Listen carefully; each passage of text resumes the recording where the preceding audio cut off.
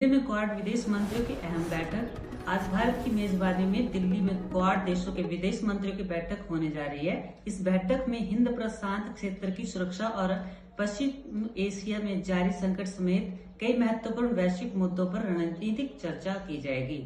Delhi NCR में CNG की कीमतों में बढ़ोतरी, आम जनता की जेब पर एक बार फिर बोझ बढ़ा है। राजधानी दिल्ली और आसपास के इलाकों में सीएनजी के दामों में 2 रुपए प्रति किलो की बढ़ोतरी कर दी गई है। इससे पहले पेट्रोल और डीजल की कीमतों में तेजी से बढ़ोतरी देखने को मिली थी, जिसके बाद अब सीएनजी महंगी हुई है।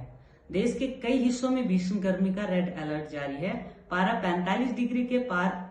उत्तर और मध्य प्रदेश में गर्मी ने रिकॉर्ड तोड़ना शुरू कर दिया है। झारखंड के डाल्टेनगंज में तापमान 45.7 डिग्री सेल्सियस के पार पहुंच गया है। वहीं दिल्ली एनसीआर समेत कई राज्यों में मौसम विभाग ने भीषण लू का रेड अलर्ट जारी किया है। हालांकि कुछ उत्तर भारतीय राज्यों में अगले 5 दिनों में आंधी बारिश की भी संभावना जताई गई है। तमिलनाडु सरकार का बड़ा फैसला, छोटे किसानों का कर्ज माफ। तमिलनाडु के मुख्यमंत्री विजय ने राज्य के छोटे किसानों को बड़ी राहत देते हुए